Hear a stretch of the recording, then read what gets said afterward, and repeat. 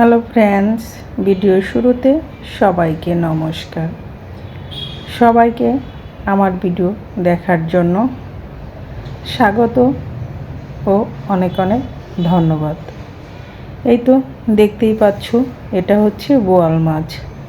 আমি বোয়াল মাছের উপরে একটা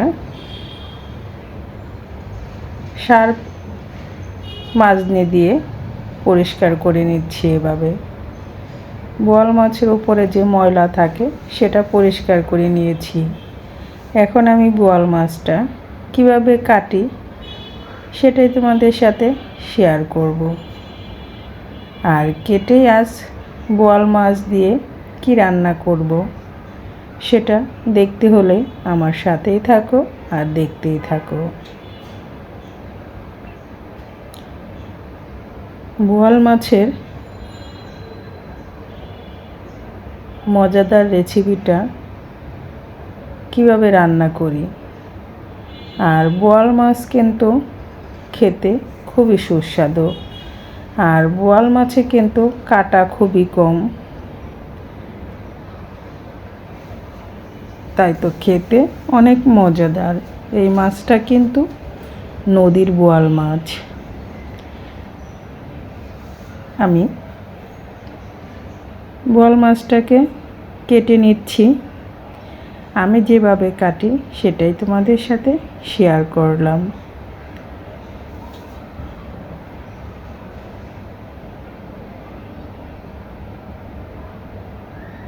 দেখতেই পাচ্ছ, আমার কিন্তু বোয়াল মাছটা প্রায় কাটা শেষ। এখন কাটা হয়ে গেলে বোয়াল মাছটা কেটে ধুয়ে পরিষ্কার করে নিয়ে অর্ধেক মাছটা আজ রান্না করব, আর অর্ধেক বাকিটা ফ্রিজে তুলে রাখব।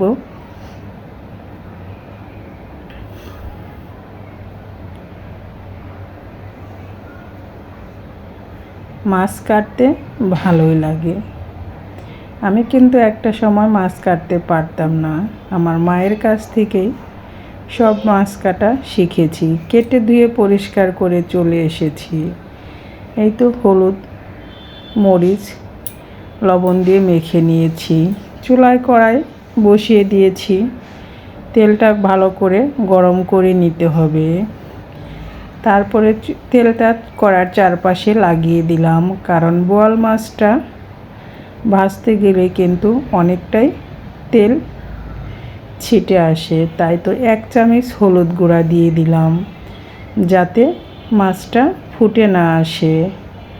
কারণ বোয়াল মাছ ভাজতে গেলে তেল ছিটে আসে, আর এইভাবে দিয়ে নিলে তেলটা ছিটে আর আসবে না এবং মাছটাও সুন্দর ভাজা হবে। আমি বোয়াল মাছটা একটু কড়া করেই ভেজে নিব, কারণ বোয়াল মাছটা একটু কড়া করে ভেজে না নিলে আমার মামুনিরা খেতে পছন্দ করে না। তাই তো আজ বোয়াল মাছটা একটু কড়া ভেজে রান্না করব। আমি মাছগুলো এই তো ভেজে নিচ্ছি। এক পাশ ভাজা হয়ে গেলে অপর পাশটা আমি উল্টিয়ে নেব,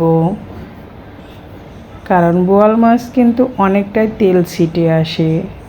তাই তো ভয়ে ভয়ে উল্টিয়ে নিচ্ছিলাম যে যদি আবার ফুটে আসে, কিন্তু আমার হলুদ দিয়ে টিপসটা ব্যবহার করাতে কিন্তু তেল একটু ছিটে আসেনি। মাছটা ভেজে তুলে নিয়েছি। ওই অবশিষ্ট তেলে দিয়ে দিয়েছি গোটা জিরা, তেজপাতা, এলাচ, দারচিনি। একটু হালকা ভেজে নিয়ে এখানে দিয়ে দিব সিদ্ধ করে রাখা আলু। আমি অফ ক্যামেরায় আলুটা সিদ্ধ করে নিয়েছি।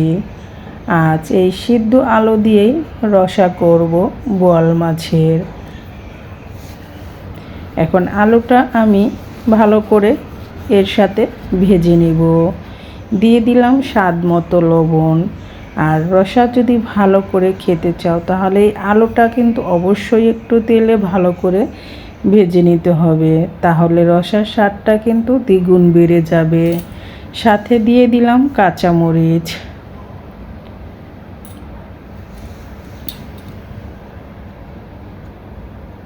আলুটা কিন্তু প্রায় ভাজা হয়ে আসছে। আলুটা যখন ভালো করে ভাজা হয়ে যাবে তখন এখানে দিয়ে দিব বাকি মশলাগুলো।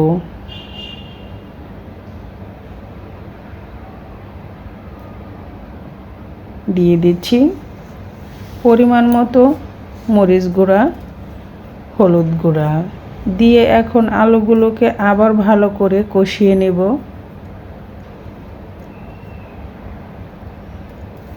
কষানো হয়ে গেলে এখানে দিয়ে দিব ফুটন্ত গরম জল। অবশ্যই গরম জলটা এই রসার তরকারিতে দিতে হবে, তাহলে তরকারির স্বাদটা আরও বেড়ে যাবে। আমি গরম জলটা দিয়ে দিলাম। এখন ঝোলটা ফুটে আসা পর্যন্ত অপেক্ষা করব। আর ঝোলটা ফুটে আসলে ভেজে রাখা বোয়াল মাছগুলো দিয়ে দিব।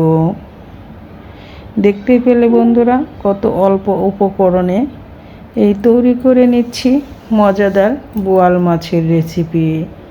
এই তো দিয়ে দিলাম ভেজে রাখা বোয়াল মাছ। আমি এখন আরও 5 মিনিটের মতো তরকারিটা রান্না করে নেব। আর নামানোর আগে দিয়ে দিব এখানে ভেজে রাখা জিরা গুঁড়া।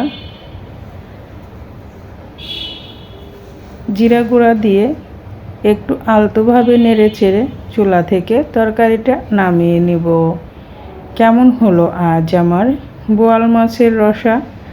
যদি তোমাদের ভালো লাগে অবশ্যই লাইক, কমেন্ট, শেয়ার করে আমার পাশে থাকবে। আর নতুন বন্ধু যারা আমার চ্যানেলটা সাবস্ক্রাইব করে পাশে থাকা বেল বাটনটি অন করে দিবে। আর ভালো লাগলে এভাবে রেসিপিটা ট্রাই করতে পারো। গরম ভাতের সাথে এরকম একটা রসা খেতে কিন্তু অসাধারণ লাগে। এখন আমি চুলা থেকে নামিয়ে নেব। এই তো আমি রসাটা নামিয়ে নিয়েছি। আর নামানোর আগে কিন্তু দিয়ে দিয়েছিলাম কাঁচামরিচ, কারণ নামানোর আগে এই কাঁচামরিচটা দিলে এর তরকারির ফ্লেভারটা আরও সুস্বাদু লাগে। দেখতেই পাচ্ছ বন্ধুরা রসাটা কত সুন্দর আর ইয়াম্মি হয়েছে। এই হালকা মশলাতে এই মজাদার রেসিপি খেতে কিন্তু দারুণ লাগে।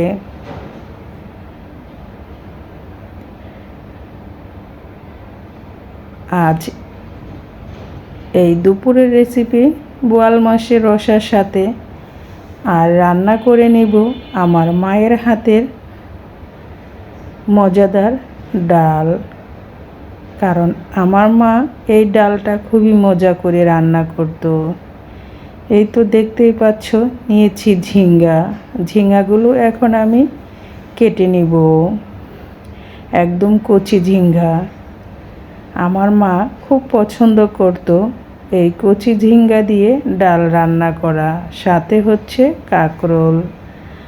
আজ মা নেই, তবে মায়ের হাতের রান্নাটা একটু ট্রাই করব। মাকে খুবই মিস করি। মা তুমি যেখানেই থাকো ভগবান যেন তোমাকে ভালো রাখে। এই তো ঝিঙ্গাগুলো পিস পিস করে কেটে নিয়েছি। আমি অফ ক্যামেরায় মুগ ডাল সিদ্ধ করে নিয়েছি। আমি অফ ক্যামেরায় লবণ দিয়ে মুগ ডালটা ভালো করে সিদ্ধ করে নিয়েছি। এখন সিদ্ধ হয়ে যাওয়ার পরে দিয়ে দিলাম এখানে কেটে রাখা ঝিঙ্গা দিয়ে ডালটা আবার সিদ্ধ করে নেব। আর এদিকে চুলায় প্যানে আমি কাঁকরোলটা চিকন চিকন করে কেটে হলুদ মরিচ মেখে এগুলোকে ভেজে নিচ্ছি। কাঁকরোল আর ঝিঙে দিয়ে মুগ ডাল খেতে কিন্তু দারুণ লাগে। আমি কাঁকরোলগুলো এক পাশ ভাজা হয়ে গেলে অপর পাশও উল্টিয়ে পাল্টিয়ে ভেজে নেব, কারণ আমি এই ভাজা কাঁকরোলটাই ডালের ভিতরে দিয়ে দিব। আর ডালের ভিতরে এভাবে কাঁকরোল ভেজে দিলে খেতে কিন্তু খুবই সুস্বাদু লাগে। আজ নিরামিষভাবেই এই কাঁকরোল আর ঝিঙে দিয়ে ডালটা রান্না করব। কাঁকরোলগুলো কিন্তু প্রায় ভাজা হয়ে গিয়েছে। আমি চুলা থেকে কাঁকরোলগুলো তুলে নিয়েছি। আর এদিকে ঝিঙে দিয়ে ডাল প্রায় সিদ্ধ কিন্তু হয়ে আসছে। দেখতেই পাচ্ছ ঝিঙের কালারটা কত সুন্দর সবুজ। আমি এখন দিয়ে দিচ্ছি এখানে ভেজে রাখা কাঁকরোলগুলো।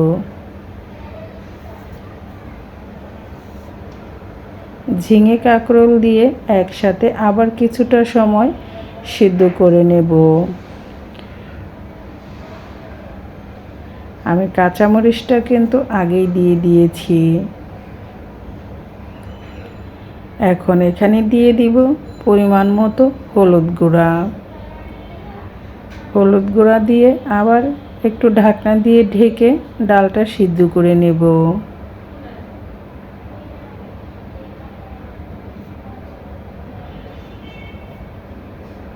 দেখতেই পাচ্ছ হলুদ দেওয়ার পর কালারটা কিন্তু চেঞ্জ হয়ে গিয়েছে। আমি এখন ডালটা সোমবারে দিয়ে দিব। আর সোমবারে আমি কি কি দিচ্ছি সেটা তোমরা দেখতে থাকো। দিয়ে দিচ্ছি গোটা জিরা, মিষ্টি সস মানে গোয়ামুড়ি, আর হচ্ছে শুকনো মরিচ ও তেজপাতা, আর ছেঁচে আদা দিয়েছি। এখন সবগুলো উপকরণ ভালো করে ভেজে নেব। এটা যখন ভাজা হয়ে যাবে সুন্দর একটা ফ্লেভার আসবে। এটা ভাজা হয়ে গিয়েছে। এখন আমি সিদ্ধ করে রাখা ডালের ভিতরে দিয়ে দিচ্ছি। দেখতেই পেলে বন্ধুরা কত অল্প মশলায় তৈরি হয়ে গেল মজাদার ঝিঙে কাঁকরোলের ডাল। যদি তোমাদের ডালের রেসিপিটা ভালো লাগে অবশ্যই একবার হলে ট্রাই করে দেখো, খেতে কিন্তু অসাধারণ লাগে। আমার মায়ের কাছ থেকে শেখা রেসিপি, তাই তো মাকে খুব মিস করি।